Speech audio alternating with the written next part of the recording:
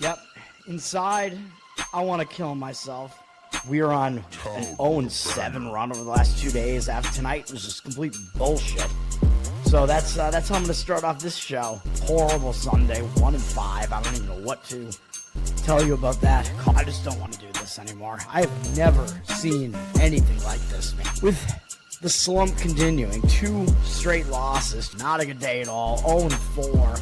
I just have not had a good season, man. What can this slump that I'm on? The slump continues. I've reached a new peak, actually.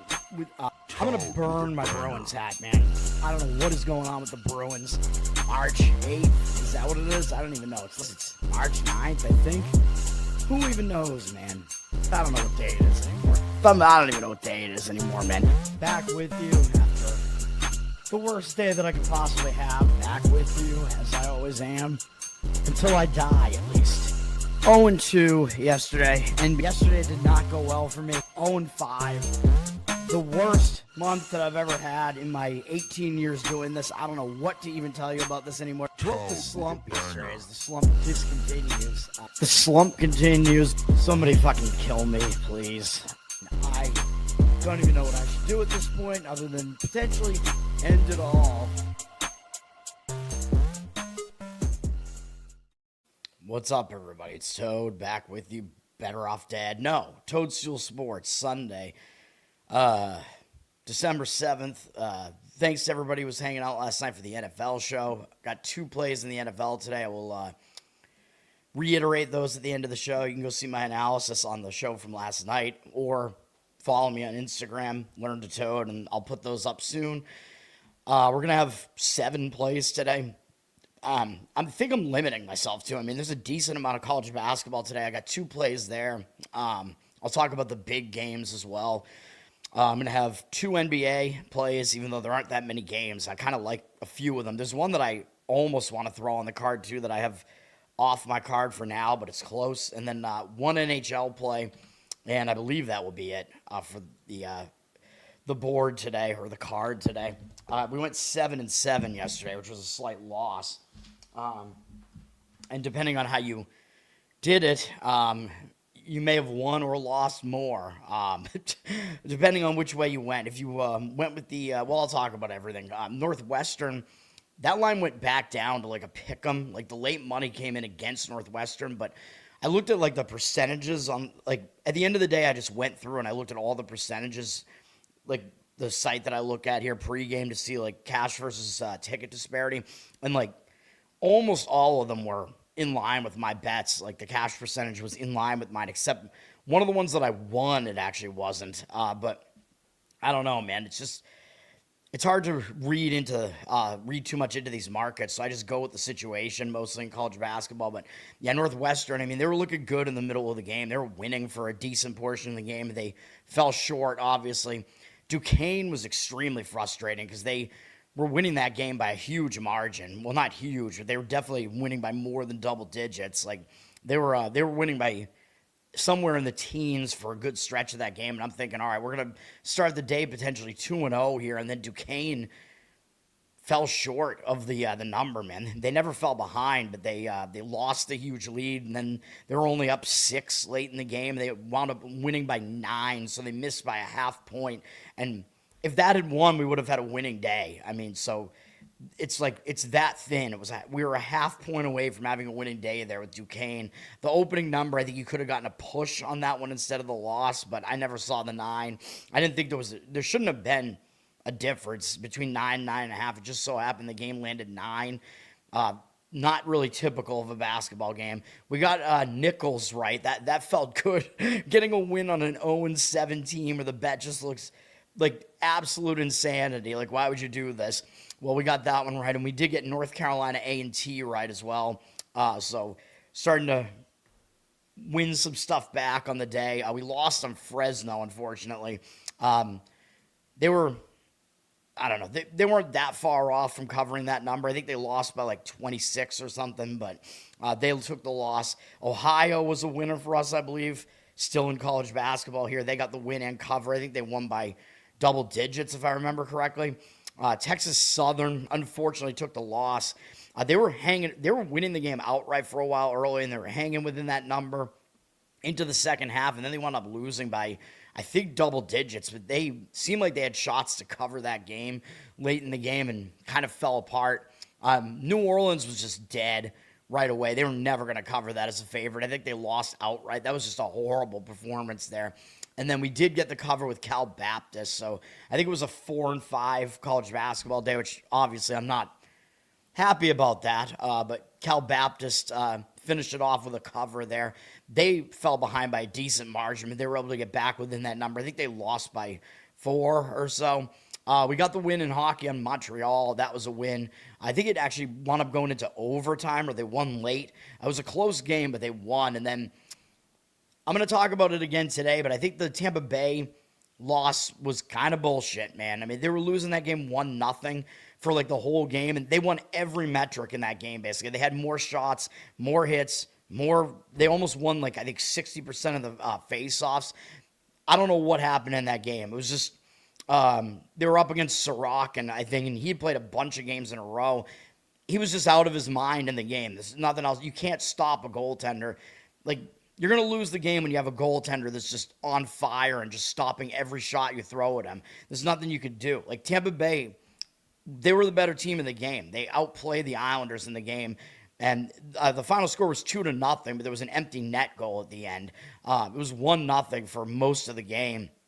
I hated that. I absolutely hated that. I think it was the right side. And then we lost on the Washington Wizards again. Thank you, Wizards. Thanks a lot, guys. For maybe we should just never play the Wizards again, because they can't even cover when they're facing teams that are in bad spots.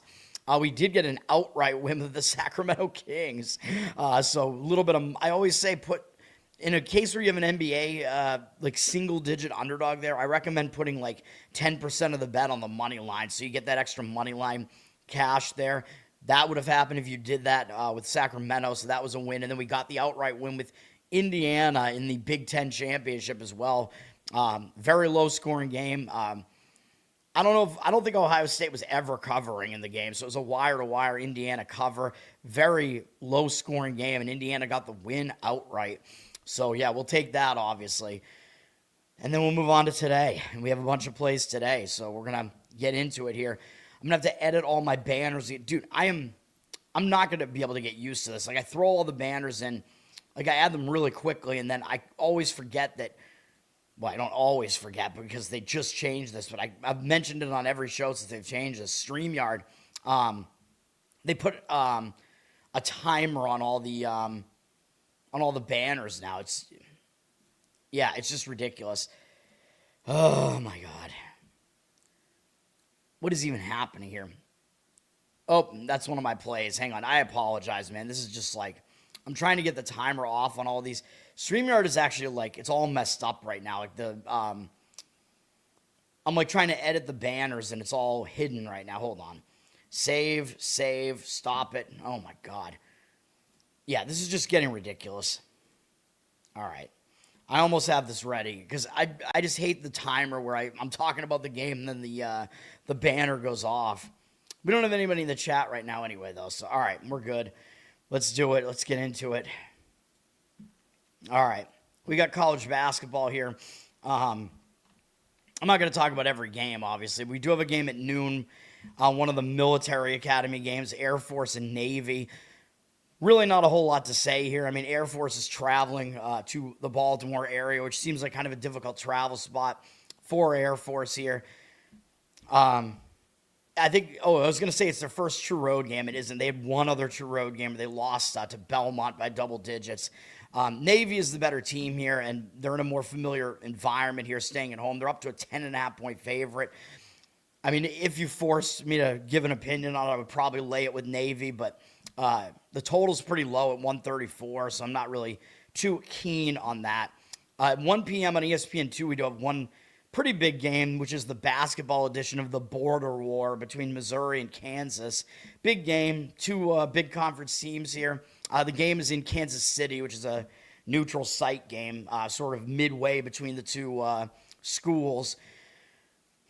Kansas is ranked 21st in the country. Missouri is unranked. Kansas is the better team. The question is, by how much, and I don't think it's by that much. Kansas is up to a 5.5-point favorite. 57% of tickets, 58% of the cash on them. It looks like the money has kind of come in on that side, but I kind of lean in the other direction. Even though I do have some hesitations with that, which I'm obviously not going to give out a play on this. Missouri, they're 8-1, but they really haven't been tested. I mean, their biggest win was against Minnesota, and then they took a loss in their last game at Notre Dame, but that was only their second true road game. Missouri didn't play well. I think they were probably a small favorite in that game because Notre Dame's not that good. They took the loss, so you could argue that, well, it was kind of an ugly loss, and maybe they'll bounce back from that, but you could also argue that it was their first loss of the season, so they're going to be hung over coming into the next game. So I could see both arguments there, which is why I struggle with this, and I don't want to play the game. For Kansas, though, I do think Kansas is not in a great spot here. Kansas playing a few big games in a row here, man. Tennessee, nice win for Kansas against Tennessee, but that was a win for us on the show. Remember, Tennessee was coming off the huge win over Houston, which was a tournament revenge game, so Tennessee was in a letdown spot after that, I felt.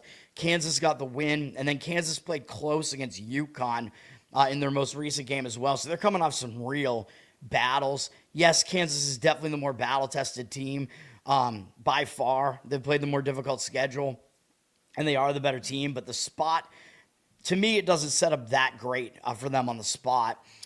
People will also maybe look and say, oh, Kansas is 6-3, Missouri is 8-1, and maybe it looks tempting to take the points with the 8-1 team.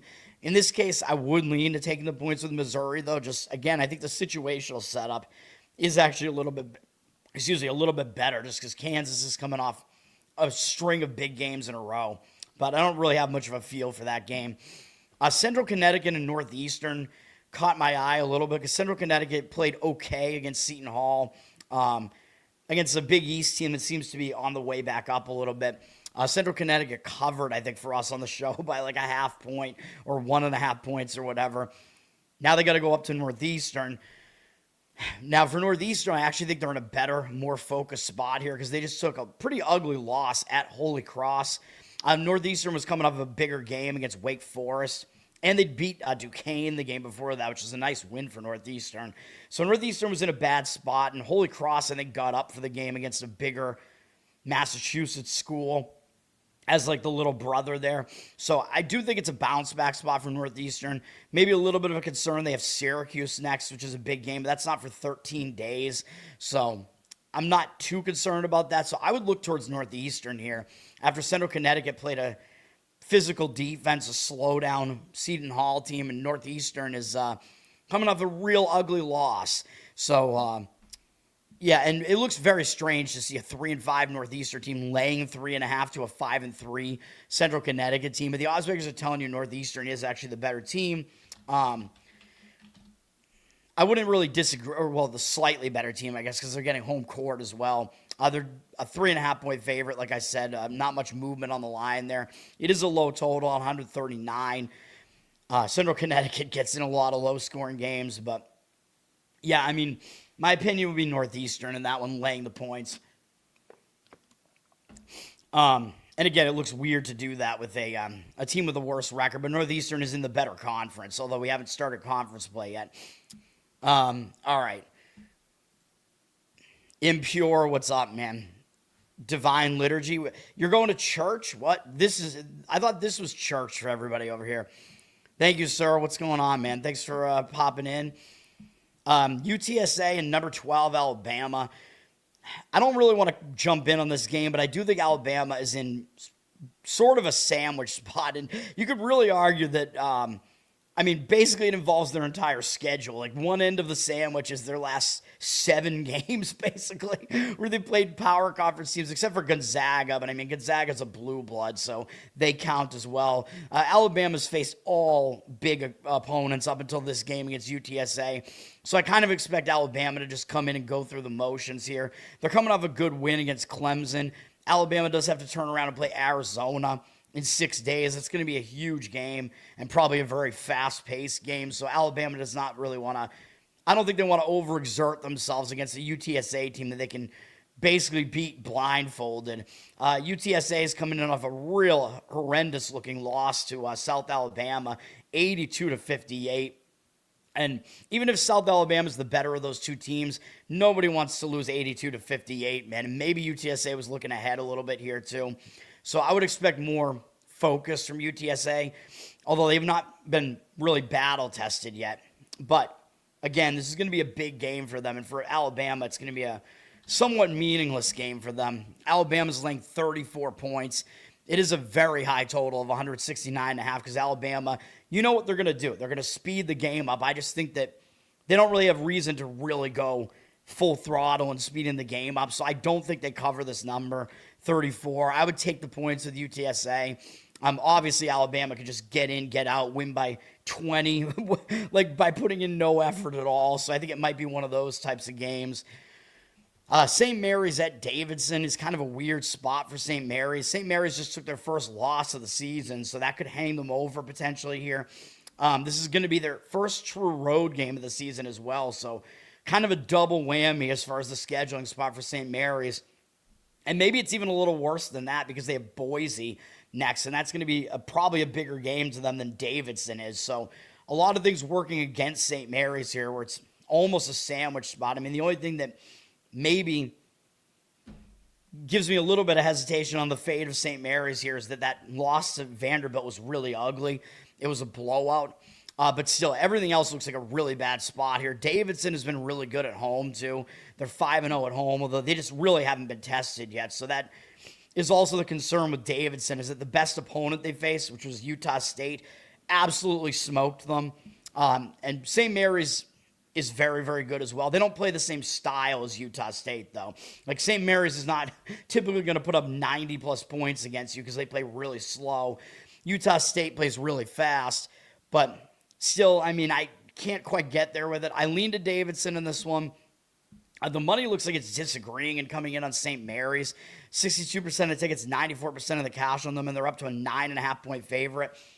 I mean, St. Mary's, again, they're not really the style of team that you want to lay points with on the road. I mean, they're going to try to slow the game down. It seems like that will happen with a low total of 138. Yeah, my opinion there would be to take the points with Davidson, but that is not on my card. What else we got here? Not too many other totally interesting games. Illinois-Chicago is coming off a really, really ugly loss to Arkansas Pine Bluff, who are really, really a bad team. Like one of the worst teams in all of D1. Where does KenPom have those guys? KenPom has them actually a little bit better than I thought. 349th out of 365. Still really, really ugly loss for UIC, who was a big favorite there. I think they go out and they have a better performance here at Yale. Maybe they were even looking ahead to Yale. Although Yale, I mean, they're not in a bad spot whatsoever, though. Yale is coming off a win over Brandeis, I think is who that is. What are they? A law school, finance school? I should know because they're in Massachusetts. I think they're in Waltham, Mass. I think they're finance, I think, is what mostly they do. I think there might be some law there too, though. I don't know. Whatever. But both teams are in positive spots here, I would say. So I can't really get a read on it and jump in on this, although UIC should show up better in this game than they did in the last game. Will it be enough for them to cover 13.5 against the Yale team? It's probably the best team in the Ivy League yet again. I don't know, man. Maybe. Maybe a slight lean towards taking the points with UIC, but yeah, I mean, I don't have much of a read for it. We do have number 19, Texas Tech at LSU. LSU maybe under the radar right now. I mean, they're undefeated, although that might tempt people to come in and try to take the points. This is actually not at LSU, my mistake. This is in Fort Worth, so it's actually more of an advantageous spot for Texas Tech.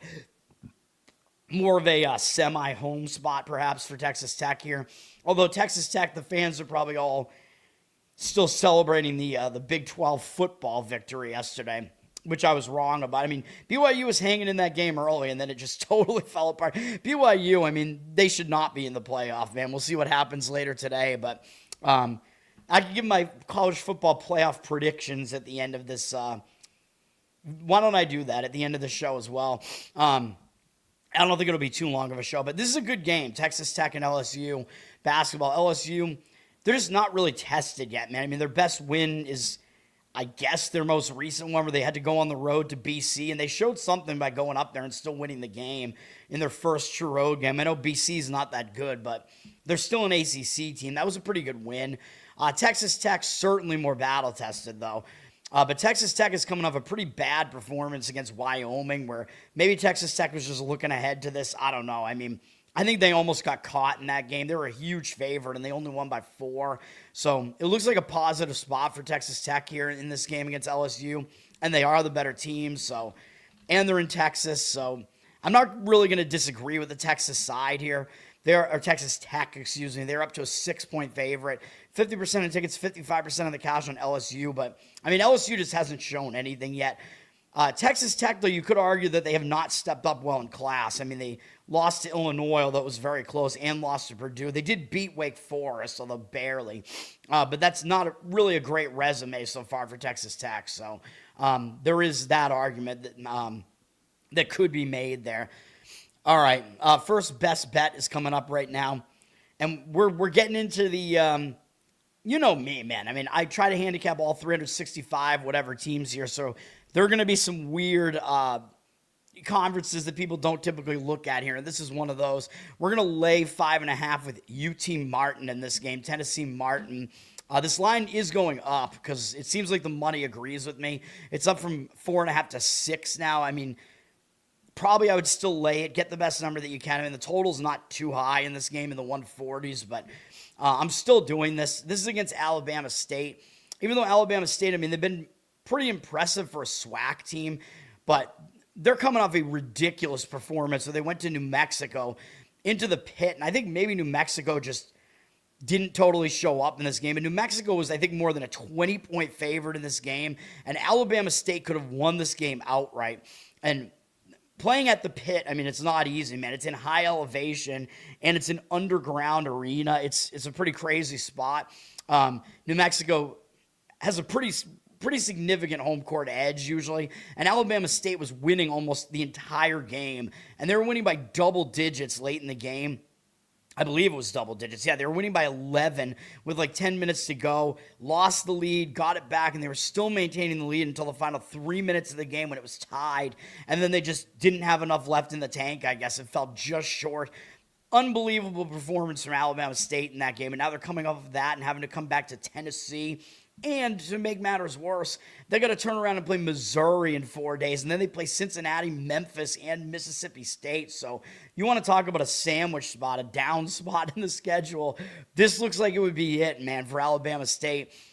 I don't know what they're going to have left for this game here. UT Martin, I know they have the better record, so it looks a little bit easy to do it. But for UT Martin, they're just staying at home and coming off some fairly easy wins here. So they got a little bit of momentum staying at home. The spot is just much, much better for them. If you look into it a little bit, UT Martin did actually play better against the common opponent, Florida State. They only lost by 14 at Florida State. And Alabama State at Florida State lost very badly by 37. So there is that common opponent that they have there.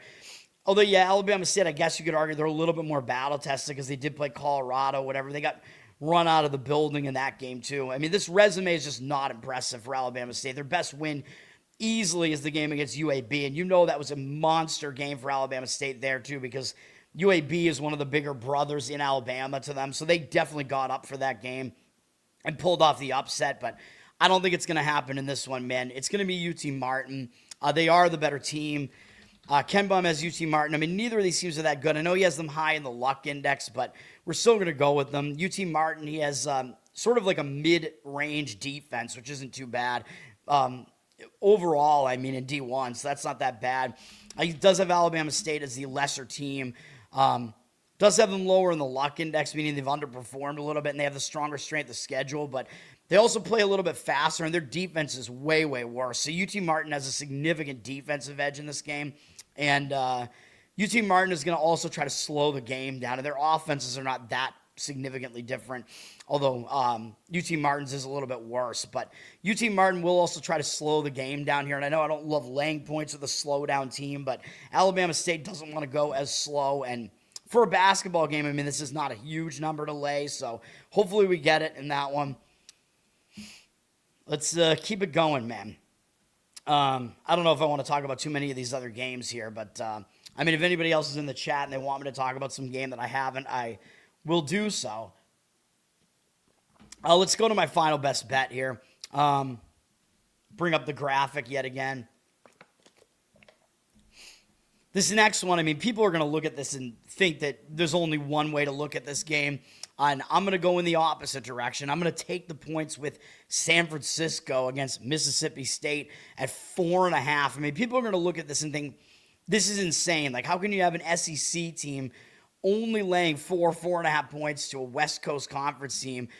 Like, it just looks ridiculous, even though San Francisco's 5-4, not a very impressive record.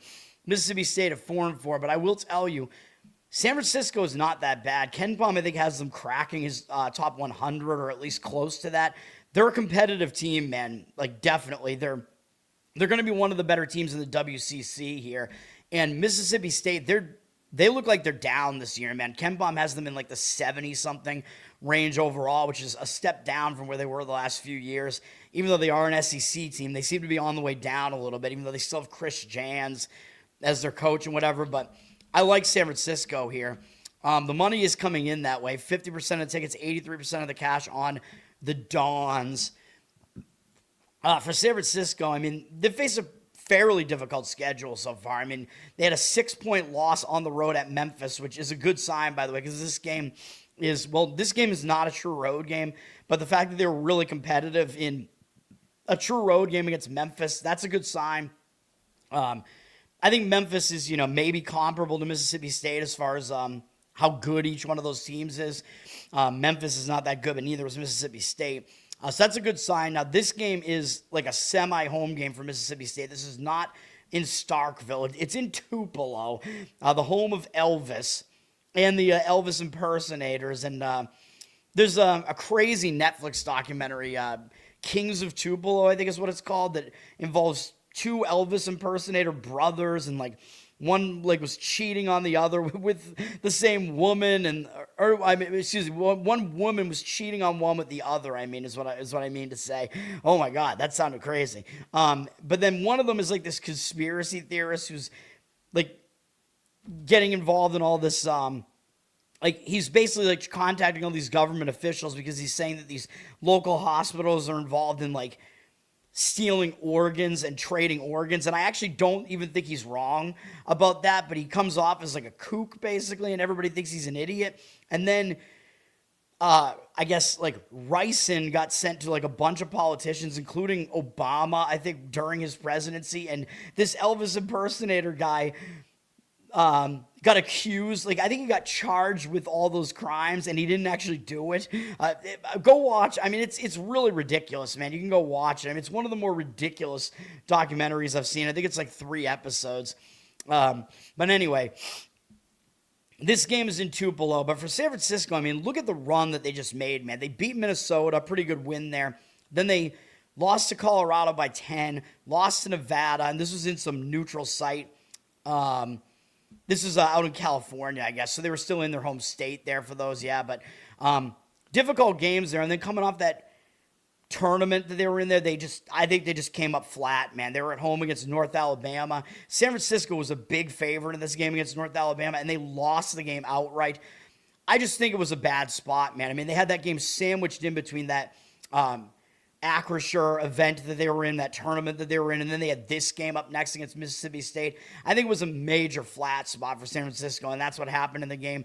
They had one of their worst games ever. They shot horribly in the game, although both teams did. And yeah, San Francisco did get massively out-rebounded, but when you have a game like that that's that bad, you're going to show up focused in the next game, man. So I think that's what we're going to get out of San Francisco. By the way, they do also have a win over Bradley, which is a pretty good win. So San Francisco, they're not a bad team. Mississippi State, I know they're not a bad team either. But Mississippi State, I think they're kind of in a sandwich spot now, as they just came off an overtime game against SMU where that was a loss for us on the show. Mississippi State should have won that game against SMU, and they took the loss. They turned around and they beat Georgia Tech on the road, although Georgia Tech's not great. But that was a nice win over an ACC team. Now they got to turn around and face a West Coast Conference team, and up next they're going to have to face Utah. I just don't see it, man. I think it sets up a lot better for not only a nice bounce back spot for San Francisco, but it looks like a sandwich spot for Mississippi State. So we will take it with San Francisco in that game. All right, other games here. UNLV and Stanford. I mean, kind of an interesting game. Stanford really coming off almost nothing. I mean, they beat Portland in their last game after they had a big win over St. Louis the game before that. But Stanford played through, beat Portland anyway. UNLV's played some more difficult teams here, though, playing Maryland, Alabama, and then Rutgers, although Rutgers is kind of a step down. But UNLV took a pretty ugly loss, and that went to a Rutgers team that's not that good. Now going out on the road to face Stanford here. It is only UNLV's second true road game, but they won the first one at Memphis, and that was a win for us on the show. It was a really bad spot for Memphis there, though. In this game, Stanford's a 9.5-point favorite, 67% of tickets, 83% on the cash on them. I mean, money looks like it's coming in on Stanford. I mean, I guess, I don't know if I could really disagree with it. I mean, UNLV is just coming off that run of bigger games and now having to go back out on the road. Stanford's just staying at home off of some easy games. Maybe it is better for Stanford here. Hofstra and Pitt. Pitt, they're coming off a couple of difficult games, man. They beat Ohio State on a buzzer beater, and then they played well again in the next game against Texas A&M, only losing by 8. And I think the game was pretty close, and now they're coming off all that. They have to play Hofstra, and then up next they got to play Villanova in 6 days. So this does look like a sandwich spot.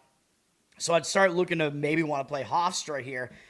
Problem is, Hofstra, they just had a pretty difficult game as well at Columbia. Columbia actually playing pretty well this year so far, even though I know they started off hot last year, and I basically said once Ivy League play started, they were going to completely fall off.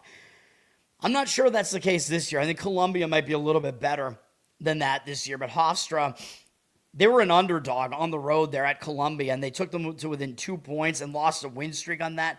So even though, I expect Hofstra to show up for this and play well against an ACC team, and I would still lean to Hofstra here. I can't quite get in on this one. Pittsburgh is up to an 8.5-point favorite from 7.5. So we'll see what happens in that game. Slight lean towards taking the points there. Zach, what's up, man? Thanks for hanging out. Steak and eggs, I like that for a breakfast. I usually just have oatmeal because it's quick. I don't know what I'm going to have for lunch. We'll figure it out, though. I had eggs yesterday, though, with bacon and sausage and cheese. All right, Georgetown and North Carolina is an ESPN game at 5 p.m. Decent game. North Carolina ranked 16th in the country. Georgetown off to a decent start this season. UNC, though, I mean, I still think the way to handicap this is that they're probably in a letdown spot because they just went into Lexington, Kentucky. I don't know if Dave Portnoy was there, but North Carolina pulled off the upset win at Kentucky. That was a huge win for North Carolina. Now they're coming off of that. I do think it is somewhat of a letdown spot here for them. Georgetown, I just worry about Georgetown playing a team of this caliber on the road, man. Although it is a good sign that Georgetown went into Maryland in their only other true road game and beat Maryland on the road. Georgetown did also beat Clemson in maybe a neutral site, or maybe that was at home. I don't know. And then they took Dayton into overtime. That's a pretty good performance there as well. And then their other power conference game, they lost to Miami. And that's a Miami team that might be a little bit on the rise here. So Georgetown, I mean, they are battle tested. I mean, they've proven they can hang with some of these better teams at the very least. So I do think they can cover a number against North Carolina, which is going to be a double-digit spread here too. So North Carolina is an 11.5-point favorite, 67% of the cash on them, 80% of the tickets on Georgetown. But the money looks like it's completely disagreeing with me here, but I would lean towards taking the points with Georgetown in that one. Alabama A&M against Lipscomb. Lipscomb. As I pointed out, Lipscomb, they're coming off a real ugly performance against Tennessee Tech, where Tennessee Tech, they're a little brother to Lipscomb in the state of Tennessee. They really, really stepped it up for that game, and Lipscomb is a double-digit favorite, a big favorite. They only won the game by 3. And when a team comes off an escape like that, you do expect them to bounce back and play better. My hesitation would be that Lipscomb does play Duke next, although it's not for 9 days, but that is looming ahead, so that does worry me a little bit about Lipscomb here. Lipscomb is still 3-0 at home, though. Alabama A&M is their opponent here. They are a pretty weak opponent. They're also winless on the road. they have not stepped up well on the road, man, although 2 of their road losses were to Indiana and Clemson, which are certainly a step up from Lipscomb. But they also lost at Coastal Carolina. That's not a good loss. Alabama A&M coming off a satisfying win, I guess you could say, against Tennessee State, where I presume Alabama A&M was an underdog there because they're really not a good team. So I would lean towards Lipscomb here, laying the points. You're going to have to lay, well, not too much. They're up to 10.5 here from 9. If I was going to play it, I would lay it with Lipscomb in that one because I do think it's a bounce-back spot for them. We got Nevada and Washington State here. Neither of these teams is very good, but they've both been decently battle-tested at least. Washington State coming off a pretty difficult game at Bradley. Bradley's a solid team. Washington State only lost by 4. That is not a bad performance. Coming off of that may be difficult, although I don't think they're going to overlook Nevada, even though they do have USC up next. Nevada, I mean, they still have a lot of weight behind their name in basketball, even if they're not that good this year. Nevada's coming off a couple of big wins, too, against San Francisco and UC San Diego, delivering UC San Diego's first loss of the season. Pretty big win because UCSD has been the team to beat, basically, in the Big West now for the last couple of seasons. Now Nevada having to go on the road. They've only played one other true road game, and they lost at Santa Clara. Santa Clara is a pretty solid team, and they were definitely a favorite at home there. But so Washington State is actually probably worse than Santa Clara. But I don't know, man. I mean, the spot, to me, it doesn't set up well for either team. So I'm not getting involved in this game, but it is one of the more interesting games of the day, let's say. The money looks like it's on the Nevada side, even though they dropped from 3 to 2.5. 67% of tickets, 92% of the cash on them. I mean, I guess I won't disagree with it just because I think Washington State, just because of their name, people think that they're better than they actually are, but that's really all I'll say about that. Creighton and Nebraska, here we go. This is the big Nebraska rivalry, man, with Creighton and Nebraska on FS1 at 5 p.m. This should be a good game. I like how this sets up. It is going to be kind of a contrast of styles. I think Nebraska plays fast, and I actually think Creighton wants to slow the pace down now. Yeah, Creighton is a slower-paced team this year, but the odds makers are going to have Nebraska as a decent-sized favorite here, but Ken Baum only has these teams separated by 7 ranking spots. So you kind of know where I'm going to go with this. Nebraska's undefeated. It's going to look pretty easy to lay, a somewhat small amount of points with Nebraska here, and they are at home here. But, of course, Creighton, I mean, they're used to playing in Nebraska, obviously, because they're a Nebraska team, and these two teams play each other every year. So they play each other every year, and every other year it's at Nebraska. They switch off as far as which team is the home team, I believe. Now, for Nebraska, they're 8-0, but their best wins are against Oklahoma, Kansas State, New Mexico. I mean, those are all decent teams, but they're not like upper echelon teams, So Nebraska hasn't really faced an upper echelon team, and you might even be able to argue Creighton is going to be the best opponent that they've faced so far, which seems crazy to say. Creighton has only made one true road game, and they lost, but it was at Gonzaga. Gonzaga, they're elite. They're better than Nebraska, so Creighton, but Gonzaga is a speed-up team. Creighton couldn't handle them, but Nebraska should be a bit easier for them to handle. Now, Creighton has played a more difficult schedule, but they've lost their step-up games. They lost to Iowa State, although we saw what Iowa State did yesterday to Purdue. I mean, that Iowa State team is definitely legit. And Creighton did lose to Baylor. I mean, that's not a horrible loss. Baylor's fine. Creighton was able to beat Oregon. That was their best win so far this season, which isn't totally impressive, but something's got to give here, man. So I think Creighton at 5-3, people are not going to want to take the points with Creighton against an 8-0 team, against a Big Ten team, But Creighton, again, they have faced a more difficult schedule so far. I don't think they're that much worse than Nebraska. I would take the points with Creighton here.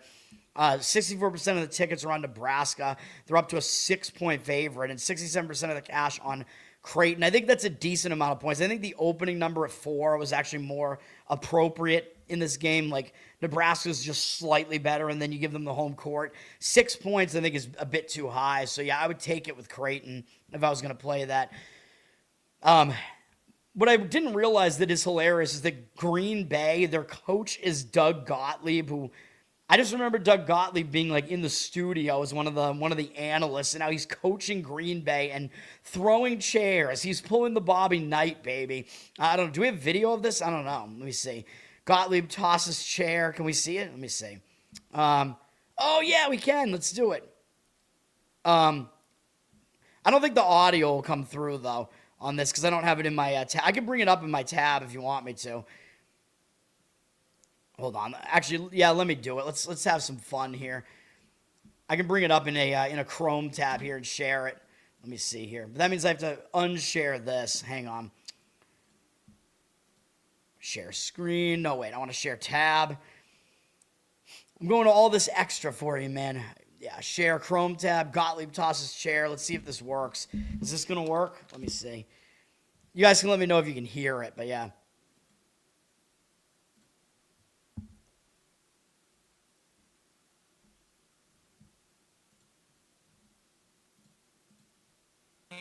All right, here we go. At the end, of course, to take the lead. Darius Livingston hit a couple of big ones. I don't know. Let's see that again. And falls to 0-1. Boy, heartbreaker.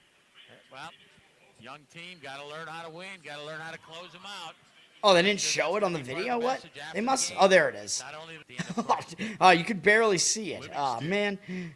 Darius Livingston hit a couple of big ones for Robert Morris down the stretch. They were able to find him, and as you see, not happy, frustrated on the way out. Oh man. All right. Anyway, I mean that was less hilarious than Bobby Knight throwing it across. Dude, that's what I thought they were saying that Gottlieb did. I thought they were saying that he threw it across the court. That's what he should have done, man. Still pretty hilarious, though. So he's pissed. That Green Bay team is having to face Wright State now today. I don't really have much of an opinion on this, but that was a fairly difficult loss to Robert Morris. I mean, Robert Morris kind of has a target on their back in the horizon because they won the conference last year. The angry Gottlieb face here. Will they bounce back from it on the road against Wright State? I actually don't know. I mean, Wright State is the favorite in this one. Green Bay is really not a very good team. Wright State themselves, they're coming off a pretty difficult game against Youngstown, though. That was a game with a close line. Youngstown is one of the better teams in this conference as well. So I guess you could argue that maybe you could argue for taking the points here. I mean, the money seems to be coming in that way. Wright State down from 8 to 5.5. 86% of tickets, 92% of the cash on them. Again, I don't have a read on this game at all. I think both teams are coming off fairly difficult games, so I don't really want to do anything with this game. I just thought the chair throwing was some fun there. No, I don't remember that. Which Creighton coach was that? McDermott? Is he still there? I don't even know because I remember his. It was McDermott is his name, right? And his son played on the team for a bit. I'm not even sure if he's still there, but I don't remember that comment. No, about the plantation. SMU Texas A&M. This is an interesting game. This is a neutral site game, I guess, in Arlington, Texas. I think it's closer to SMU because they're in Dallas, although Texas A&M, College Station, I don't think is that far away from this either, though. A&M might have somewhat of a bigger fan base at this point, too. This is going to be a weird one. Interesting game. SMU off to an 8-1 start, but they took a loss to Vandy in their last game, man. And they're coming off a couple of difficult games against Mississippi State. Nice comeback win for them in overtime. Unfortunately, a loss for us, like I said. And then they played a tough Vandy team, man, and took a loss there. And a lot of times, as I point out, when a team takes their first loss, a lot of times it does hang them over into the next game. So I don't love how it sets up for SMU here. For A&M, they're coming off a couple of good wins against Florida State, Pittsburgh. I mean, those are not great teams, but solid wins nonetheless. Still, I think it sets up better for A&M just because the SMU's games were more difficult here, although the money is coming in on SMU. I don't really agree with that. A&M up to a 2.5-point favorite, 60% of tickets on them, 84% of the cash on SMU. I would lean towards A&M in this game, and it looks weird seeing the team with the worst record being the favorite, but I think they are that way for a reason. That would be my opinion in that one. I think SMU has faced a more difficult schedule overall, though. As we saw, that recent stretch that they ran through was a bit difficult. Whereas A&M, they haven't really like those games that I just pointed out, they just played recently were against lesser power conference teams. So yeah, SMU has definitely faced a more difficult schedule. So there is that. Yeah, Doug McDermott, I think is his name. A lot of Dougs as coaches here. North Texas and TCU. This is a neutral site game, I guess, because it's actually not at TCU, but it's in Fort Worth. So it is basically, it's a semi-home game for TCU, I guess, although North Texas is in Denton. They're not really that far away from here, so I guess it is basically a neutral site game. It's an interesting one, and I do think North Texas should bounce back from that atrocious game that they had against Houston Christian that I mentioned yesterday, where North Texas was probably about an 18-point favorite, and they almost lost the game. I think maybe they were looking ahead because TCU is a big game for them, man. They get to face one of the bigger boys in the state of Texas. You know North Texas is going to get up for a game like this. For TCU, they're coming off some bigger games. They beat Florida. They beat Wisconsin. Had a bit of a letdown and lost to Notre Dame, but that's a pretty difficult run of games, man. So I don't know that they totally bounce back from that and totally play well here. In North Texas, they're a team that likes to grind you and slow you down, man, and that's what they're going to try to do here. And it's a low total of 135.5. TCU is laying up to 9.5 points now. I would take it with North Texas. North Texas, the style that they play is much, much better as an underdog because, again, they slow you down. They play physical. They play defense. That's what you want as an underdog. So I do lean to North Texas getting the points in this one. North Texas, Ken Bum does have them pretty high in the luck index, though, at 10th in the country. So that's not that great as far as that. That means North Texas is overperforming right now. He's got TCU in the 50s, though, which isn't that great. But he does have TCU very unlucky right now. I think some of that has to do with that New Orleans loss that they took. But he does have TCU very, very good defensively as well, but pretty weak offensively. But again, that's not a good recipe for laying points.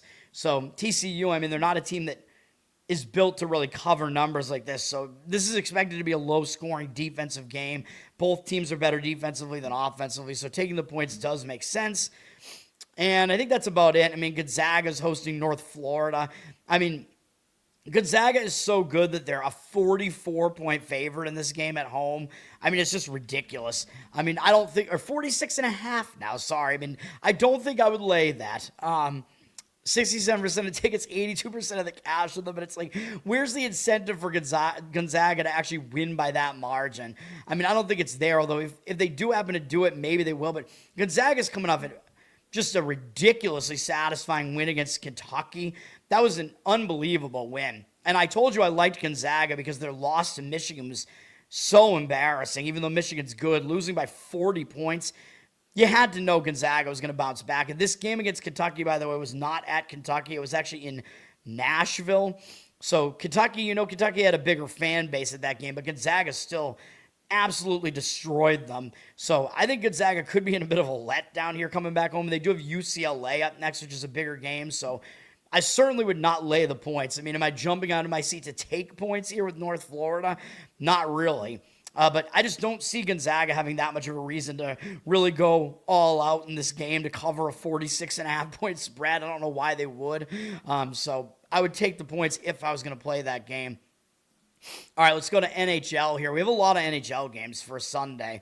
Trying to get this video done here, man. We have Colorado at Philadelphia. Colorado, don't know that they're in the greatest spot here. I mean, they played yesterday, so they're playing a third game in 4 days, all in different arenas, let's say. I mean, the first two were both in New York. It's not much of a travel spot between New York and Philadelphia either, but Colorado did have an overtime game yesterday to beat the Rangers, who still continue to lose at home. I mean, the spot is not great, though, for Colorado, although they don't really have anything upcoming. They're playing Nashville. I mean, they're not really going to care about that. Maybe they will still try to focus on Philly because Philly does have a good record right now. Philly coming off an easy win over Buffalo, which I don't remember. No, we didn't take a loss in that game, did we? I don't think we did. No, I think we faded Philly against Pittsburgh the game before that, though. But they bounced back nicely. After first game back home, a lot of times teams play bad. Next game, a lot of times they will bounce back. Philly basically played as expected in those two games. They've had a bunch of days off, though, so Philly is the way more rested team here. They haven't played since Wednesday, so the spot does set up better for Philadelphia. But the money looks like it's coming in Colorado, surprisingly. 53% of tickets, 68% of the cash, and they're up to minus 161. I would slightly lean towards grabbing Philly as the underdog, although the odds makers are telling you that Philly is probably not as good as their record looks. All right, next up is going to be one of the other best bets. We'll show the logo again, or the screen again. My one play in hockey is going to be a split bet on the Florida Panthers. Make your own -1 puck line, which at plus 158 on the -1.5 puck line and minus 162 on the money line. So the way that I say you should do it is you should arrange this so you make your own -1 puck line. And that way, if they win by 1, you'll at least push the bet. And to do that, the amount that you lay on the money line part of it, the amount that you win out of that should be the amount that you bet on the money line, on the puck line part of it, excuse me, if that makes sense. So the amount to win on the money line should be the amount that you risk on the puck line, if that makes sense. So it comes out to about minus 107 for me, making the -1 puck line, which is a price that I do like. We're fading the Islanders. I know we tried to do it yesterday, but as I pointed out at the top of the show, this game was not what it looked like. It was a 2-0 win for the Islanders yesterday, but Tampa won like every aspect of this game, man, except that the Islanders' goaltending was just great in the game, and there's nothing you could do about it. Sorokin stopped every shot, and then the final goal in the game was an empty net goal, so it was a 1-0 game. It was a nothing game for most of the game, and then it was 1-0 for a lot of the third period, and that was about it. But you can see here, Tampa Bay outshot the Islanders 32-19. I thought they outhit them. My mistake, they did not. They lost the hits by 1, but they did have a 57.4% face-off percentage. I thought it was about 60, but yeah. The Lightning, they played pretty well in the game, man, so it was a very misleading result here in this one. The Islanders were not as good as they looked. That was another huge win for the Islanders. So now the Islanders, not only did they come off the win over the Avalanche the game before that, which is a huge win, but they just took the second game from Tampa Bay. So now they've beaten Tampa Bay twice and Colorado in their last 3 games, and they're on a back-to-back, having to travel from Tampa down to the Miami area, where I think Florida Panthers, I think they basically play in the Everglades outside of Miami somewhere. And doing all of this in a span of 4 days, I don't like it at all, man. 3 games in 4 days, back-to-back, and they do have Vegas up after this. Yeah, I'm actually going to say that maybe the flat spot comes up here against the returning champ Florida Panthers. I actually think it might happen here because Florida, they're just not playing that well this year, man. So I think they're starting to be overlooked by some teams, and they're not really as bad as they look. Florida, I know they're on a back-to-back as well, and a third game in 4 days as well. Both teams are, but Florida's not traveling. They're staying at home, and yes, I know those games both went into overtime. Yesterday, they had a ridiculous 7-6 game in overtime, but we're going to go with it anyway, man. I think they're going to show up and win this game. We're probably going to get both backup goalies here, which is going to be Tarasov for Florida, which isn't great, but they've won 2 of his last 3. I think they've won with him in nets. That's not horrible. And then for the Islanders, it should be Rittich, who he's been okay as well, though. So, I mean, I don't think there's that much of a downgrade for either team, really, for those goalies, although I guess Florida's downgrade for the goalie is a bit more, I would say. But the way Sorokin played yesterday, it's got to be somewhat of a downgrade from him to Rittich. So, but the spot is just really bad, dude. So we're going to be on Florida here. The spot is really bad for the Islanders. Florida's got 69% of tickets, 83% of the cash on them, down from minus 162 to minus 159. So we will take Florida as my one hockey play here.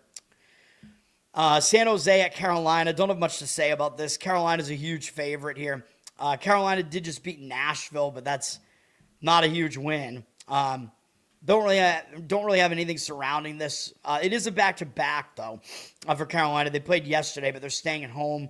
San Jose did not play yesterday, but they did play Dallas the day before that, but they lost 4-1, so I guess you could argue San Jose has more rest. They're somewhat in a bounce-back spot here, but Carolina's not in a bad spot either. They're minus 295, down from minus 310. 86% of the tickets, 96% of the cash on Carolina. Again, those percentages probably a little bit out of whack.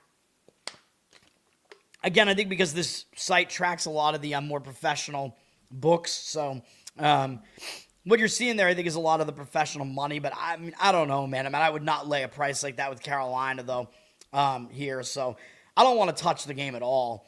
Pittsburgh at Dallas.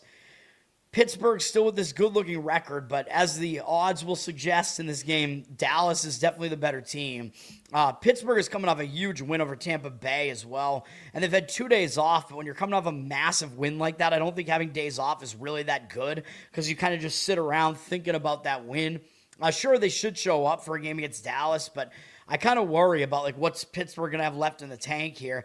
Dallas staying at home. They had an easy win against San Jose in their last game. In this case, I think Dallas is actually in the slightly better spot. Slight lean for me to Dallas. 88% of tickets, 96% of the cash on them. They're down from minus 215 to minus 189. Yeah, I don't have a whole lot else to say about that, but so I would lean towards Dallas, maybe a split puck line, money line play there. St. Louis at Montreal. St. Louis is going to be the more rested team here because Montreal played. Oh, no, both teams played yesterday. My mistake. Both teams played yesterday. St. Louis is actually in a third game in 4 days. I forgot about the game completely that they played yesterday. They played at Ottawa, and they won yesterday at Ottawa. Now they're going to go from Ottawa to Montreal. Not an easy spot for St. Louis, really, although Montreal, they got a win for us yesterday, and they had a big win yesterday against Toronto in a shootout. I mean, Montreal against Toronto, always a big deal. Although Montreal, before that, hadn't played since Wednesday. So Montreal, is actually the slightly more rested team here. Both teams are traveling, though, from Ontario into Montreal here. So Montreal could be in a look-ahead spot, too, because they do have Tampa up next here. So maybe the spot actually might make more sense for St. Louis here. Worrying about the look ahead a little bit there from Montreal. Montreal looks like they're getting some of the money right now from minus 136 to minus 140. 67% of tickets, 69% of the cash on them. But I might come back and maybe, I don't know, man. I would probably lean towards taking St. Louis as the dog in that one. Vegas is at the Rangers. We know what I always say, Rangers at home, man. Usually not good. For Vegas, they're coming off a big win, basically a shutout at New Jersey, and sometimes I would say maybe they'll be in a letdown spot after that, but I don't know. I think the spot is actually worse for the Rangers here because the Rangers played yesterday, so they're the less rested team, and they took Colorado into overtime yesterday, so they're the less rested team, and they had a huge game where they fell just short in overtime. I think the spot is pretty bad for the Rangers here, so I would lean to Vegas in this one. And, of course, as we point out, the Rangers are bad at home. Vegas, pretty big favorite here, up from minus 148 to minus 165. Money's starting to come back on the Rangers. I don't know if Vegas quite deserves to be priced like that on the road, but I do think Vegas should win the game. 67% of tickets, 98% of the cash on the Rangers. I slightly disagree. I mean, it's another spot where maybe I would look to make your own puck line or something, or you could also go to win in regulation, although I worry about that a little bit more. Columbus at Washington. Columbus has a good record, but Washington is definitely the better of the two teams. Columbus just went to overtime with Florida yesterday, and look at their recent run of games. Winning at New Jersey on Monday, shootout win at home against Detroit on Thursday, and then yesterday, overtime loss to Florida. Now they got to fly up to Washington, turn around and play Washington. They did just lose at Washington 5-1, so I'm not going to say Columbus is going to be unfocused here, even though they do have Carolina up next. But I just think Columbus might run out of steam here, man. That's kind of the problem. Although the spot for Washington is also quite bad. Washington didn't play yesterday, but they're returning home from a road trip where they actually started in New York and then they went out to the Pacific Coast. And to finish the road trip, they lost at Anaheim in a shootout. That's a brutal loss, man. And it ended a long win streak, so a lot of things working against Washington here, man. Return home spot, I always talk about how teams can be a bit distracted when they return back home, and I think it's even worse for them because they play Carolina next as well. So that's a look ahead. The fact that they lost a win streak also can lead to a hangover spot. And the fact that they just smacked Columbus not that long ago, another reason why Washington might not be focused here. So when you dive into that game, the spot is worse for Washington, but do I really want to take Columbus here? I don't. after what they did yesterday, I don't want to do it. I mean, I think an over might make sense, although it's a 6.5 total, but it is high for a reason. Both teams in bad spots. It's just I kind of tend to say that my opinion would be the over, even though last year I made some of those plays on the show. This year I haven't done it, but I don't know, I got to keep my eye on it. Yesterday I was correct about the over in the Edmonton game. 89% of tickets, 99% of the cash on the Washington side. But if I was going to play the side, I would probably go Columbus puck line there, but don't love it. Let's go to NBA. I got some more opinions in the NBA here. Although, actually, I got to reload on water again, blow my nose again. I feel like I do this all the time. Let's go to an intermission, and I'll bring up the NBA board so you guys can take a look at this and see if you can figure out which 2 games I'm on here. And one of them is almost going to be on my card as well. Give me a second.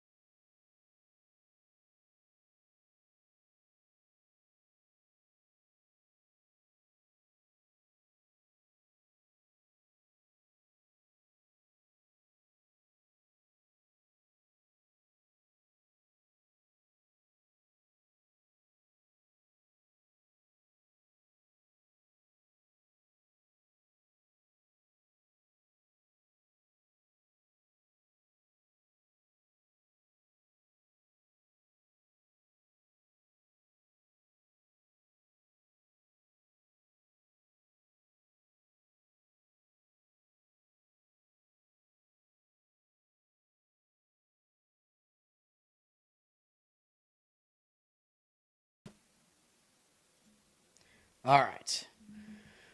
We're back. All right, NBA. Yes, NBA. First game up, Orlando, New York. Now, this is a pretty big game. And now, one thing I did not realize is that Banchero actually came back. I thought he was supposed to come back today, but he actually came back in the game against Miami. So, Orlando's coming off that game. Now, Orlando was at home, so they actually didn't cover. So, the reverse injured player spot actually did work in that game. If you took Miami in that game, I don't think I gave it out on the show or anything like that. But I always say when the star player comes back, man, he's got to get back into his role. The line will move too much usually on the team. So more often than not, they actually don't cover in a spot like that. They did not cover. They won.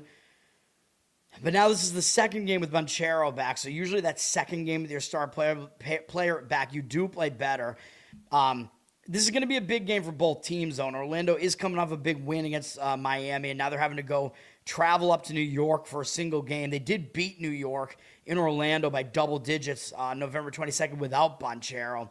So will they really overlook the Knicks, though? Probably not. The Knicks are coming off a blowout win over Utah, but they are just staying at home. So I do think the spot sets up better for the Knicks because Orlando's having to travel. I mean, they have some moving parts here still. Orlando did already beat the Knicks once. So I do kind of lean towards the Knicks. The money is definitely against that, though. The Knicks are down from 4.5 to 2.5, 72% of tickets on them, 55% of the cash on the Magic. So the market read is definitely saying the Magic. This game is actually at noon Eastern. We have some afternoon basketball. That's not going to be one of my plays. The next game is a play for me, if you could have guessed. Going to the best bets again, baby. And it is going to be fading my Boston Celtics, which the last time I tried that, I got destroyed, but that was because Washington sucks. You know who doesn't suck? Toronto. I think this is a bad spot for the Celtics, dude. As much as they're going to want to be focused on Toronto, and it does, I admit, it does look a little weird to see the Celtics laying points on the road here like this against a Raptor team that has a slightly better record. But 53% of tickets, 62% of the cash coming in on the Raptors. The odds makers are telling you the Celtics are the better team, which I know that all of that does seem crazy. But this is all about the spot, and I do not like the spot for the Celtics. The Celtics, they're coming off a satisfying win over the Lakers, man. And I will tell you, as I pointed out in that game, that's a huge, it's probably the biggest rivalry in the NBA, dude. The Celtics, they don't like Cleveland, they don't like New York, they don't like Detroit, whatever. Celtics-Lakers is like a next level thing, man. And for the Celtics to demolish the Lakers at home by 21 points on Friday, that is an extremely satisfying win. Now they got to go up to Toronto and play Toronto. I just don't love it, man. I think it is a letdown spot for the Celtics here. But the other end of this is going to be that I think it's a great spot for Toronto, so I'm going to talk about that in a second. But yes, I know Luka did not play in that game. I think LeBron might not have played either in that game. So the Celtics beat kind of a shell. They beat Shell A, the Shell A Lakers. But still, you beat the Lakers like that. I mean, extremely satisfying win. And for Toronto, I think they're going to be very, very angry in this game. This is a much better spot for Toronto. Toronto, they just lost 111-86 to Charlotte, and I gave that out as a play here on the show. We got the win with Charlotte because I said it was a sandwich spot. Toronto had lost to those same Lakers on a buzzer beater and then had the Celtics up next. I was like, this is a bad spot. But now I think they're in a much better spot now because they're staying at home. They're coming off that horrendous loss. They still want to get this win here, want to even up the homestand back at 2-2. Yeah, I think you're going to see a very angry Toronto team. They had a really bad game in that game against Charlotte. And people will see the common opponent here, I think, and, the Celtics, like the public might actually not really want Toronto here because the public might see, the Celtics crushed LA and Toronto lost to LA, so the Celtics should be able to win this game for that reason, right? And I think both games were without Luka as well. Yeah, so Luka did not play in either of those games. So people might make that comparison and think this actually looks kind of easy to play the Celtics here. I'm not going to do it. I'm going to take the Raptors plus the 3.5 here. I think the Celtics lose the game. That would be my read on this game. See if my Celtic gauge is back, is recalibrated here. We will see, I guess. By the way, I did forget to mention there were some common opponents in play in some of those college basketball games too that were part of the handicap. Actually, I kind of want to go back to it for 1 second because I did forget to mention that, and that is kind of an interesting part of it, which I think was the San Francisco game. Let me just... While it's on my mind, let me just see real quick. San Francisco, what was this? Whew. I don't want this to take too long, but NBA is the last thing we're talking about here, so. Wait, what? Francisco, where are you? What the? Oh, I'm looking at Saturday. I'm an idiot. San Francisco, yeah. San Francisco, Mississippi State. I don't know. I thought there was a common opponent in here, and I was like, that makes this even better. Maybe not, though. No, I guess I'm wrong, but whatever. It was North Alabama. Yeah, exactly. Mississippi State opened the season crushing North Alabama, and that's that same North Alabama team that just beat San Francisco. So that makes it look even easier to play Mississippi State here, right? Like if Mississippi State crushed North Alabama and North Alabama just beat San Francisco, then of course Mississippi State's going to win that game, right? So I liked that too, that common opponent aspect of that. All right, let's get back to NBA. We have Denver at Charlotte. And, of course, Charlotte is coming off that blowout win over Toronto. But not only that, but they're returning home from a road trip. Although it wasn't a long road trip. It kept them in the Eastern time zone. It was only 3 games. But it was since Monday. I mean, again, when teams return home from road trips, sometimes they don't have a great game coming off that road trip. Especially if you're coming off a blowout win and you're a bad team. I mean, yes, ideally Charlotte wants to get up for a game against Denver. But you can't do it every game, man. I think it is a bad spot for Charlotte, finishing the road trip with a blowout upset win and now having to come back home and you got stuff to do back at home. Maybe you got to start helping decorate, although your wife, I guess, is probably doing that. But maybe you got to do some of the Christmas decorating. Denver, they're coming off a real close call at Atlanta, man. Atlanta played them really tough, so Denver kind of got a scare there in their last game. It wasn't a good game for them. So coming off of that, I expect more focus out of Denver here, and they don't really have anything upcoming either. So if I was going to play this game, I would lay it with Denver, although the money seems to disagree. 61% of the tickets and 58% of the cash on Denver. 10.5-point favorite. I would lay it, though, with Denver in that one if I was going to play it. Portland at Memphis. This is the game that almost made my card. I like Memphis in this game. Memphis, they returned home from a road trip and didn't suffer any sort of bad spot there. They beat the Clippers in the return home spot. Now they're back at home. They can focus on basketball. They got Portland coming in. Memphis, the worry is that John Morant might come back in this game. And if Morant was coming back, I would not want Memphis at all, because then you'd get the reverse injured player spot, and the line would probably move more towards Memphis. And then, I think Morant is a chemistry killer himself, so I would not like that at all. And the team, just in general, when your star player comes back, the line usually over-adjusts, and then the team has to get used to him again. But with Morant, I think it's even worse, because I think they're better without him.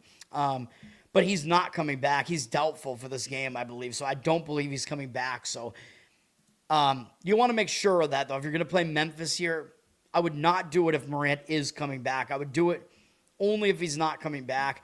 But this is a bad spot for Portland, dude. I mean, look at this run that Portland has been on here. Since November 30th, they played Oklahoma City to within 8 at home, went up to Toronto and played them to within 3, which we took a loss on that one. Toronto was blowing them out and still didn't cover. Portland made a huge comeback there. Then Portland turned around the very next night and they upset Cleveland in Cleveland. Don't even know how that happened. Then they turned around and they played well again in a third game in 4 days, all in different cities, against Detroit, and they only lost by 6, and that game was close late too. I just don't know what energy Portland is going to have left after a run like that, man. And now playing a 4th game in 6 days, a 5th game in 8 days, all of them in different cities. It's a really bad spot for them here, dude. So I do like Memphis here. This one almost made my card. For some reason, the money looks like it's on Portland. 70% of tickets, 93% of the cash. I don't get it. I do not agree with it. I like the Grizzlies in that game. Golden State at Chicago. This is the other game. Best bets. Usually I don't do it, but why not? Let's throw the best bets graphic up there. We're going to take the Chicago Bulls plus the 1 here. I like it. I mean, maybe if you want to go money line, I think that's fine too. But taking the plus 1 at a decent price, I mean, why not? Get the 1 point. I mean, you can get it at minus 110 out there right now, I think. This is a bad spot for Golden State, dude. They're on a back-to-back. They're playing a 3rd game in 4 days and actually a 4th game in 6 days, all in different cities, starting with losing to Oklahoma City, which that game was closer than the final looked, man. They lost by 12, but Golden State was in that game late in the game. Then they turned around on the road. They lost at Philadelphia by 1 in another competitive game. Turned around on Saturday, yesterday, and they upset Cleveland. Now they're off of an upset on the road on a back-to-back playing a struggling Chicago team. And who do they have next after a big break? They return home and they play Minnesota, which not only is Minnesota a good team, and that might be enough for a look ahead, but this is even more significant because Minnesota is the team that eliminated Golden State from the playoffs last year, and they haven't played yet this year. So that is playoff revenge, man. Golden State against Minnesota. It's a huge deal, man. I'm pretty sure. Am I right about? I'm pretty sure I'm right about that. Let me make sure I'm right about that. I think I am. Yeah. Golden State lost 4 in a row to lose to Minnesota after they won the first game. Minnesota won the next 4 to eliminate Golden State. So that is a huge game, man. They have not played Minnesota yet this year. This is the first time playing them. Playoff revenge is one of the only types of revenge that matters, man. You remember who ended your season. You're going to have that game circled. So that is a much bigger game for Golden State. So this is pretty significant. This is a pretty significant sandwich spot here. For the Bulls, they've lost 6 games in a row, man. So they're playing real bad right now. And I think it's really reached total, like, rock bottom here. We're losing to Brooklyn at home and then losing to Indiana at home. Second time losing to Indiana. And, yeah, I realize this is real ass for the Bulls. Like, most of these games are against bad teams. Like, the only good team that beat them in that run was Orlando. And it was without Banchero as well. So, yeah, the Bulls are playing, like, absolute ass right now. But at some point, it's going to turn around, man. I think it's going to happen here. I mean, this Golden State team, like, people are only going to want Golden State here because Chicago's looked so bad recently, and the line is basically a pick the winner. Like, who in their right mind is going to be on the Bulls in this game? You know what I mean? But the Bulls are still 6-4 at home. Golden State's 5-9 on the road, so that's not that good. As far as the injury situation in this game, we got to look at the Steph Curry situation is the one thing that really is going to be of impact here. Well, and I guess I don't know what's going on with Jimmy Butler either. Butler didn't play in the last game, so he's probably playing in this game. So if Butler is coming back in this game, because he played last on the second though, and I think he hurt his ass, but now it looks like it's a knee injury. I don't know. I think Butler will play though, because it is against one of his former teams here, so I expect that he will play. But I still don't really like it, man. I don't know. Hey, Jimmy! Great game. Oh, yeah. Jimmy played pretty good. Yeah, we'll see if Jimmy can play pretty good in this game, but I expect that he will play. The other thing that's going on with Golden State is, of course, the Steph Curry injury situation. Where is he? I don't know. He's still out. He's not playing in this game as far as I can tell, so that's just not going to be a thing. Like, I was expecting maybe it'll be a reverse injured player spot, but I still think this is a horrible spot for Golden State anyway. But yeah, Curry is remaining out here, so he's not coming back. He's been out for a while. Doesn't matter. But yeah, this spot is just much, much better for Chicago here, man. And it looks so easy to fade Chicago here. So Chicago is the play there. That's what we're going to do. Grizzlies have Edey, yeah. Nephilim, that's true. He's not the tallest player, though, but he is like 7'5", 7'6". Stacks, what's up, man? Thanks for hanging out. Actually, is Edey the tallest player currently in the NBA? I'm not sure. I mean, he's definitely not the tallest of all time. Which I've met one of those men, George Murasan, George A. Murasan. I met him at the same event where Larry Bird refused to signed my autograph and said nasty things to me as a kid. Murasan was the complete opposite. It was an event with like 4 different NBA teams there, summer league in Boston, in like the 90s. And Murasan was there because he was on Washington at the time, and they were there. And Murasan was like so nice, like with the kids. Like he was there wanting to like take pictures with kids and stuff, because it's always hilarious because he's an absolute giant and kids like go up to like his shin basically, so it looks ridiculous. So he was staying there taking pictures with everybody so long that he almost missed the bus like to get out of there. So yeah, Murasan, he seems like a good dude, man. Anyway, the other games, we have LA at Philadelphia. For LA, I think Luka is back in this game, so that is one factor here. Where is that really a reverse injured player spot here? Then I don't know if LeBron's going to play in this game or not. I don't think it matters that much. LeBron is kind of getting to the point where he's not much of a factor. Luka is, of course, a huge factor. Now, Luka was in Slovenia for the birth of a child. He missed the last 2 games. But I think the fact that they got embarrassed by Boston, I expect the Lakers will show up in this game against Philadelphia, even though it is a third game in 4 days in different cities. So not the easiest spot, but Luka will come into this probably fresh, at least, except for maybe the getting no sleep because of the baby factor or whatever. Philadelphia coming in off 3 straight wins. With good wins against Golden State and then Milwaukee, I guess is still a good win, even though Giannis is probably not coming back ever.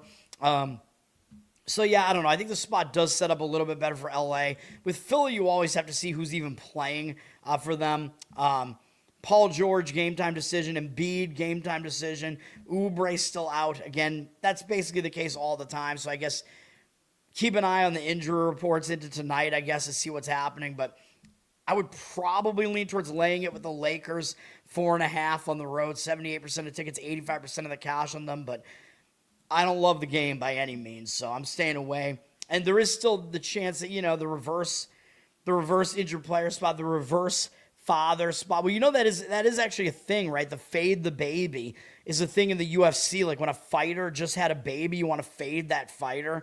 That's a thing. So, and this is a very individual sport, so maybe you do want to fade Luka in a spot where he's coming back from Europe and just had a baby. I don't know, man, because he should improve their lineup, but maybe the line did overreact to him coming back, and maybe it will sort of be like a reverse injured player spot. So I do have some worries about that. And then we have the Thunder and the Jazz, which sounds like some sort of musical album. Oklahoma City, I mean, they're coming off an easy win over Dallas. Oklahoma City, they're just rolling, obviously. They're at Utah here.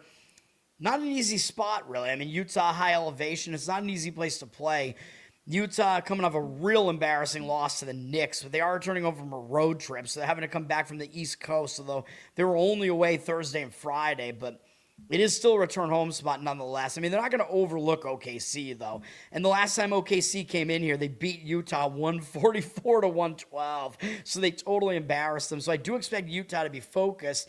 Now, the thing is, the Thunder were going to be an 18-point favorite in this game, and now they're only a 9-point favorite. So I think the line has overreacted to the fact that, like, Oklahoma City's entire team is basically out for this game. SGA, most notably, is out for this game. Hartenstein and Dort have both been out anyway for a while, and Caruso, I think, has also been out for a bit anyway. So those guys don't really matter as much, I guess, as far as, like, day-to-day, because I think all of them have sort of been in and out of the lineup anyway. But SGA, I mean, he's the star, and he's out, but that means it's an injured player spot, man, where OKC, now they're laying 9 points fewer, mostly because SGA is out. I mean, is he himself worth 9 points? I don't really think so. I mean, this is an OKC team that they're like next man up, man. Like, it doesn't even seem to matter who's even in their lineup. They still just come out there and play and win. It's crazy. Like, how deep OKC is and how they can just do this with like half their players not playing. So I do not want to really fade Oklahoma City here, man. I would actually probably lay the cheaper price here. 64% of the tickets, 58% of the cash on the Jazz. So the Jazz have actually become like a public underdog of sorts, it looks like here, which you never really want that. And when is the public ever fading the Thunder? Maybe they're not. Maybe it's not going to be that way when the game goes off, but I think the public might really not want much to do with the Thunder with like half their team not playing, so, or more than half. But I think it's actually value on the Thunder in that game. But anyway, that's the rundown there. Yep, fade the baby. It is a thing, man. In the UFC, I think it might apply to NBA, like individuals that have a big impact on the game, and it might affect starting pitchers in baseball as well.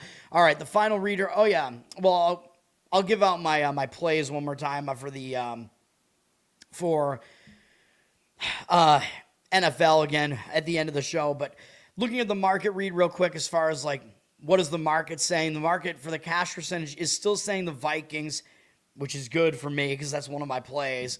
It's still saying the Dolphins. I have hesitations with that one, man. The market is still saying the Dolphins. I don't know. I mean, I don't know which team I want to pick in that game yet. It might just come down to which side of the number I'm getting on the 3 there. Browns are definitely public with less than the money on them, so I still agree with taking the points with the Titans.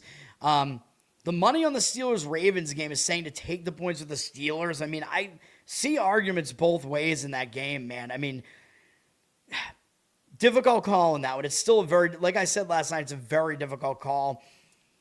I mean, maybe I'm going to have to slightly lean towards taking it with the Steelers, but, God. Falcons look like they're a very anti-public play with less of the cash on the Seahawks here, so the Falcons are still the market read there. I'm not changing my opinion on that. I agree with that. Money coming in on the Jaguars still. I don't disagree with that either, especially with the Colts not having won at Jacksonville since 2014. I agree with Green Bay still. That's not going to change. The money is agreeing with that one too. Money is saying the Buccaneers, even though they're public. I'm having a hard time disagreeing with that one, to be honest. Like, I just don't see much of an angle for the Saints there. So that one, yeah, I don't know, man. That one's a difficult one as well. It might take me right up until game time and final market read on that one, because that one you're going to have to be laying more than 7.5 there for sure in like your pick'em games or whatever. You can see why I'm not giving out plays on these games. The money is saying to take the points of the Raiders. I don't really disagree with that. It is slightly on the Rams, even though they're a public road favorite here, and I see a lot of arguments for both sides in that game too, man. I do think the scheduling spot sets up better for the Rams. Difficult, very, very difficult game there, man. I don't know. I think Buccaneers and Rams, I mean, if you lay both favorites, you're probably going to go at worst 1-1 on those two in like your pick'em games. I mean, of course, 1-1 is not what you want when you're betting because you're going to lose. But yeah, I mean, the money is still on the Bills against the Bengals. I don't really disagree with that one. I think the Bengals are coming off a more, not only a more monumental win for them, but a game that's just more ridiculous. And it was a game that was very misleading. So I do still agree with the Bills. Obviously, I agree with the Chiefs because that's one of my plays. So you might have to lay 4 now and then. Monday night, we'll talk about it again tomorrow, but it does look like a pretty strong market read on the Chargers for tomorrow, but we will see. Anyway, my plays for today are, as I said, Minnesota Vikings plus the 1.5, Kansas City Chiefs minus the 3.5. Maybe you have to lay 4 now, but there's not really that much of a difference between those two numbers. College basketball, we're laying the points with UT Martin. We're taking the points with San Francisco. Hockey, we're doing a split, make your own puck line play. Make your own -1 puck line on Florida. Partially on the -1.5 puck line, partially on the money line. And NBA, we're taking the points with the Raptors, and we're taking the 1 point with the Bulls. Or if you want to go money line with that, it's pretty similar. So either way. All right. Now, what I was going to do is, I wanted to look at, let me see, for DraftKings. Yeah, let's go to college football. Let me see here. So we have Army, Navy. I want to see, futures and then playoff here. So this is what we want to see. What are the odds to make the playoff? Notre Dame looks like they're almost certainly going to get in. This is coming up, I think, at noon. This is going to get announced, by the way. And Alabama is a favorite at -280. And then Duke, there's no way they make it. Miami at +130. And then here's the yes or no on it, which I think it's just the same teams for the most part there. Except there's not even a yes or no offered on Duke. This is at DraftKings, though. Okay, now, so what do we want to do with this? So for the college football playoff predictions, so actually, let me see what we want here. Let me see. How do I even want to look at this? Let me see. Because it's not announced until noon, right? I'm going to look and just see what people have as the predictions here. Oh, the New York Times, that's great. Oh, I don't have an account, so they won't let me look at it. Let's take a look here. I just want to see what people have for the structure here, and then I'll give you what my predictions are really quick here. I'll look at ESPN for this. Can I move this into my other window here? Let me see. Oh, it looks like I can. There we go. There it is. Hey. All right. Someone is going to be upset. Yeah, well, teams are going to get upset in the thing too. But yes, Duke is not going to make it, okay? Bobby, what's up, man? Thanks for hanging out. You like my plays? I like it. Let's have a winning day today, man. So, yeah, I mean, we're talking about Duke is definitely not going to make it. Duke won the ACC, but they're like a 5-loss ACC team. They have no chance. But I believe what they did do is they eliminated Virginia. So I don't believe Virginia's going to get it in because the ACC does not have an auto bid. So I think the ACC, they're not getting a team in, man. That would be what I think is going to happen here. Now, there's Alabama losing the SEC championship to Georgia. Will they still get in as a 3-loss team? I think they should because Alabama is... Like, if you look at all the power ratings, guys, Alabama is legitimately like a top 5 team in the country. So I think they absolutely should get in. I thought they should have been in last year because, I mean, do you really think Alabama was worse than like SMU or Boise last year? I mean, come on, man. Teams that just embarrassed themselves when they played in the playoff.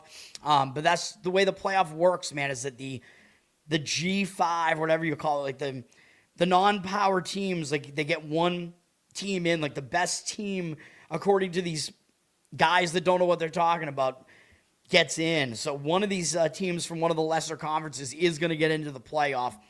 Will Alabama get in? Well, according to this, it looks like they're favored to do so. So I would say they will get in, even though they're a 3-loss team. I think they're going to get in, which a lot of people will be fuming about that, but I actually agree with it if you want the better teams to be in. I agree. I think Notre Dame absolutely will get in. I mean, they haven't lost since week 2 or whatever, so they've done everything they needed to do. So the projection for the top 12 is that Indiana is going to get the 1 seed now. I agree with that because they're undefeated now. I mean, they got the win for us yesterday. They're still undefeated. They beat Ohio State. The committee's going to make them the number 1 team, even though they're probably not actually the number 1 team, which I still think Ohio State is the best team, but we'll see what happens in the playoff. But yes, I agree that Ohio State will be the number 2 seed as well. So those 2 teams, I believe, are going to get byes, despite Ohio State's loss. They're a 1-loss Big Ten team who was ranked 1 all season. They will be there. It's possible they get knocked down to 3. I could see that happening as well because the committee is very recency biased. So I could see Georgia getting the 2 seed. So actually, you know what? Maybe I will predict that because the SEC always gets that. Like, the SEC always gets the hype, man. So I'm going to say that's what's going to happen. I think Ohio State's going to get a bye, but they'll be the 3 in the playoff bracket. Georgia, I think, will jump up to the number 2 after they beat Alabama. Texas Tech at 4, I agree that's where they'll be. They won the Big 12. They're still a 1-loss team. Not as good of a conference, but yes, I agree they'll get the last bye, Texas Tech. Oregon, ESPN is projecting them as the number 5. They're still a 1-loss Big 10 team. They're definitely going to be in. Will they be the 5? I don't know, man. I mean, Ole Miss is a 1-loss. I think the SEC, they just get the benefit of everything, man. So I think Ole Miss might be the 5, and Oregon might be 6. But Ole Miss, Lane Kiffin left. And this is one thing that I forgot to mention, by the way, with Tulane and North Texas, because they played each other, and both of their coaches announced that they're leaving, but those coaches stayed. So those coaches stayed to play that championship game in the American, and basically said if our team gets into the playoff, or I think even in the bowls, because they're both going to be in bowls if they don't make the playoff, the coaches are going to stay to finish out the season with those teams, which I think is good because it gives those teams continuity. But that's not the case with Ole Miss, man. So for Ole Miss, Lane Kiffin's not going to be there, so they're going to have an interim coach. I think they're kind of a dead man walking in the playoffs, man. But I think the committee might still not even care about that. It might put them at the 5. And then there's Texas A&M. I mean, well, again, this is the SEC. I mean, A&M, I think A&M's actually going to get even more credit than that, actually. Maybe more credit than Ole Miss. So you know what? I'm going to predict that Texas A&M is the 5, actually, because I don't think they're going to get knocked that much from losing to Texas. A&M, again, in the SEC, and still has their coach, Elko, there. So I'm actually going to predict that you're going to have 5 will be Texas A&M, 6 will be Ole Miss, and 7 will be Oregon. That's what I'm going to predict here.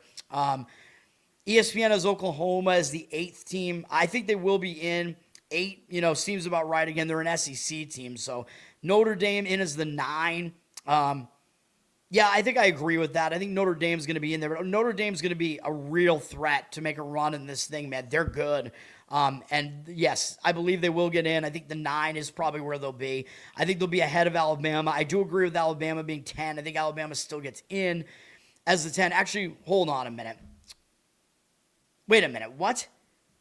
They have Miami and BYU? I don't think that's possible, right? Hold on a minute. So Miami's a 2-loss team. BYU's a 2-loss team. Yeah, this is interesting, man. This is weird because to me, it seems like maybe one of those 2 teams gets in, and then I thought one of the lower conference teams was has to get in.